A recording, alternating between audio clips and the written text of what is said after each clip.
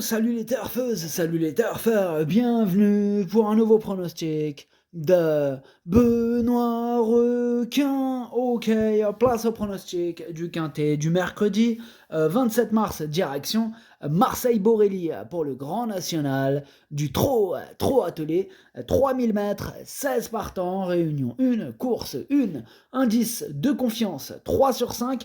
Il y a un rendement de distance de 25 mètres entre le numéro 8 et le numéro 15, et le 16 rend 50 mètres tout seul.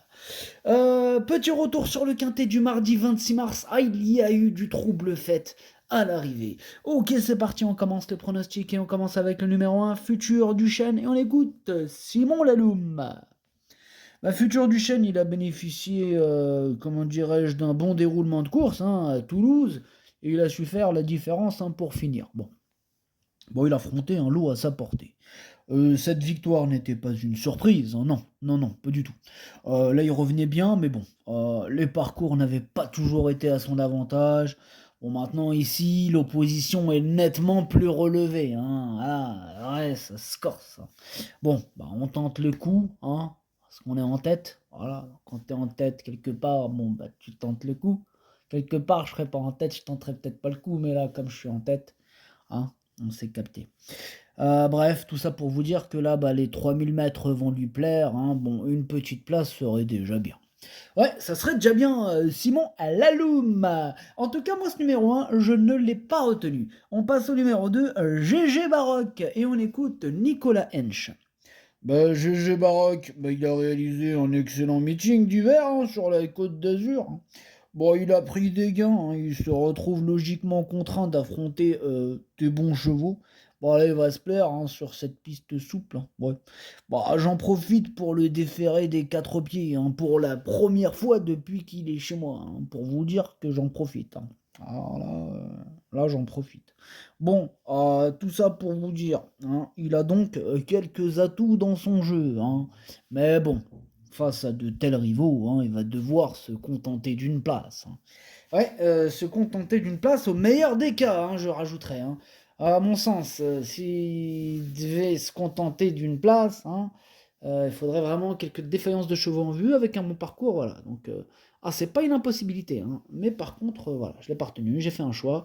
En même temps, on peut pas tous les retenir. Ce numéro 2, c'est quand même lui, le chef, et c'est lui le capitaine de ma petite liste des possibles casseurs de tickets repérés. Attention.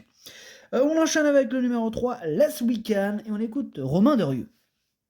Les Weekend, il n'est pas à l'abri d'une bêtise, comme c'est arrivé fin février dans un quintet à Cagnes. Mais il s'était très bien relancé ensuite. Bien, je l'ai gardé pour cet engagement depuis. Il paraît toujours aussi bien au travail. L'opposition est de qualité avec Hibiscusman, notamment, qui paraît dur à battre. Il a déjà gagné à Borelli, un profil qui lui convient. Il est compétitif dans le quintet. Il est compétitif, nous dit Romain Dorieux, et là je suis d'accord avec lui pour le coup. Ce numéro 3, je l'ai gardé et je l'ai mis pour être exact 6ème. On enchaîne avec le numéro 4, Golteria, et on écoute Luc Rollins. Golteria, elle répète toutes ses courses. Elle aurait pu donner chaud aux deux premiers là, si elle avait pu s'exprimer plus tôt, croiser la roche, d'après son partenaire. Ici, elle est bien placée en tête, il n'y a rien d'intéressant en région parisienne pour le moment. On fait le déplacement avec des ambitions, mais bon, c'est vrai qu'il y a des clients, là, avec les 6 ans, il y a des bons clients. Enfin bref, physiquement, elle est extra et elle visera une place. Elle visera une place, nous dit Luc Rollins. En tout cas, moi, ce numéro 4, comment vous dirais-je, il me prend la tête royale. Ce numéro 4, c'est lui mon gros regret, c'est lui mon cheval de complément en cas de non partant. Attention, possible cassage en vue.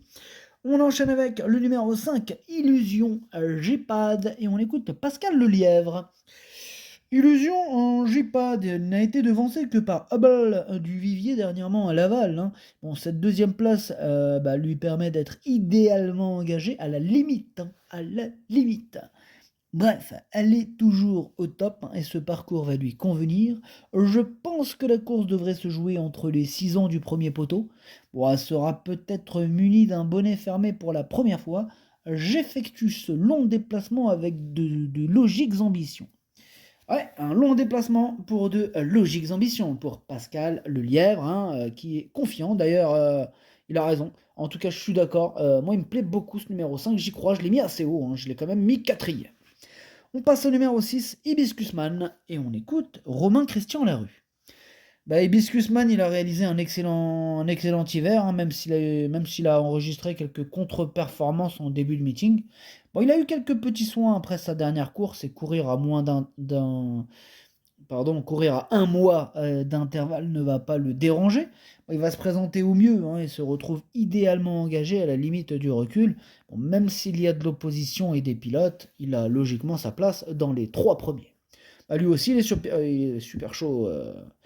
Romain Christian Larue avec son Hibiscusman. En tout cas, moi, ce numéro 6, c'est tout simplement lui mon préféré. Je l'ai bien sûr installé en tête. On passe au numéro 7, Franklin Park, et on écoute Cédric Terry.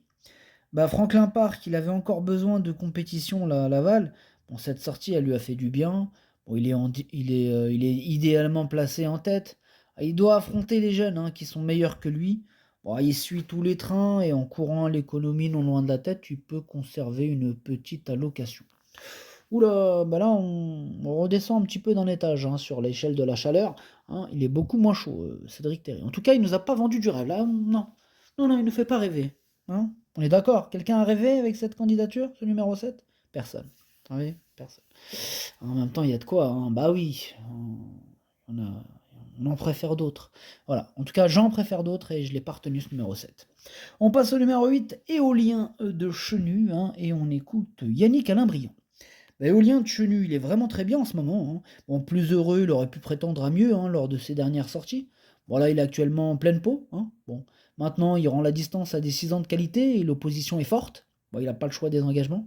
Bon, ici, au papier, rendre la distance, c'est compliqué, hein. Ah, je le défaire des pieds pour la première fois à la maison.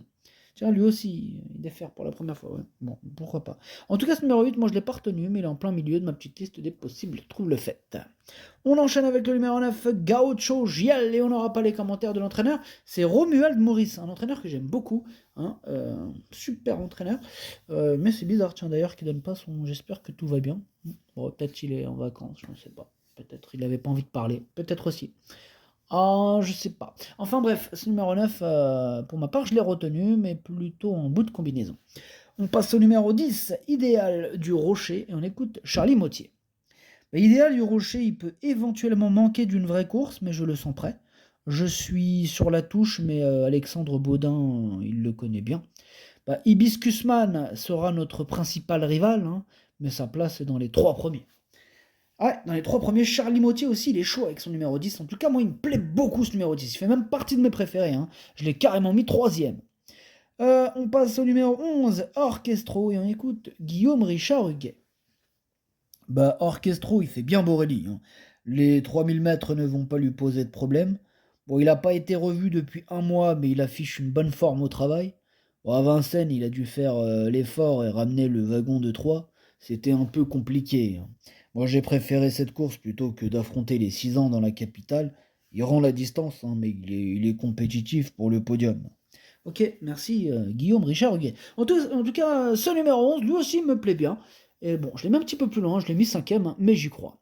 On passe au numéro 12, Honky Tonk Blues, et on écoute Nicolas Hench.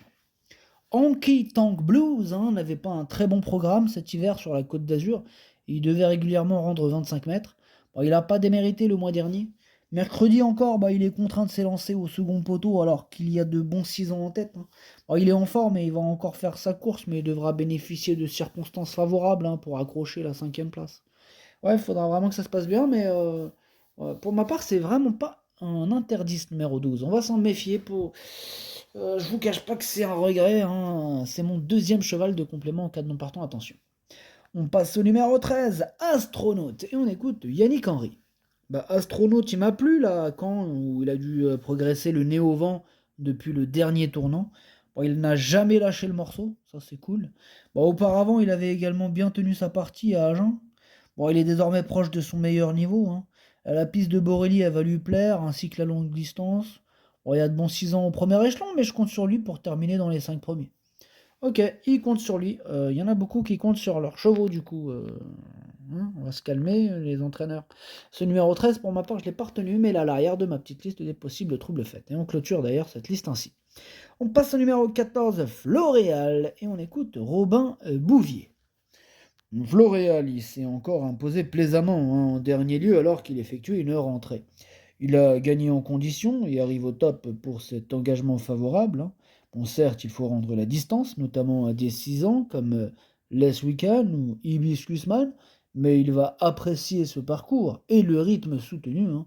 J'effectue évidemment le déplacement avec des ambitions et sa place est sur le podium. Sa place est sur le podium, nous dit Robin Bouvier. Je suis d'accord avec lui. Ce numéro 14 fait partie de mes préférés. Je l'ai mis très haut, je l'ai mis deuxième.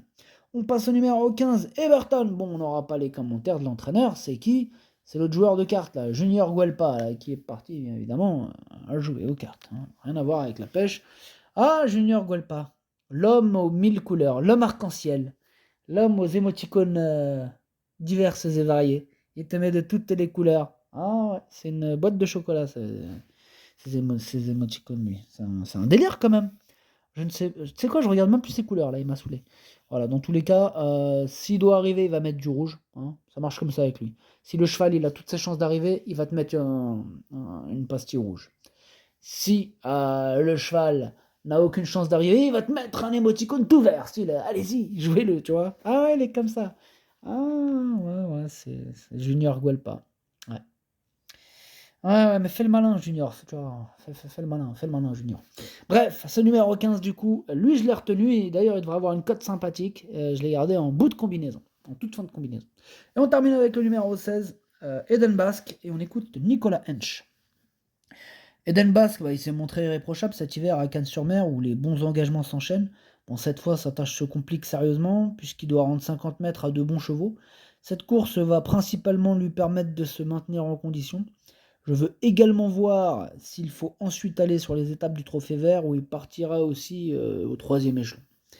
Ok, merci Nicolas. En tout cas, ce numéro 16, pour ma part, je ne l'ai pas retenu. Le pronostic, ça donne 6, 14, 10, 5, 11, 3, 9, 15. Merci d'avoir suivi cette vidéo. N'hésitez pas à mettre un pouce bleu si la vidéo vous a plu. Pour accéder à tous mes tickets pour la course du Quintet, rendez-vous directement en description de la vidéo. À jouer avec modération. Bonne chance. Chopez-le moi. Ciao.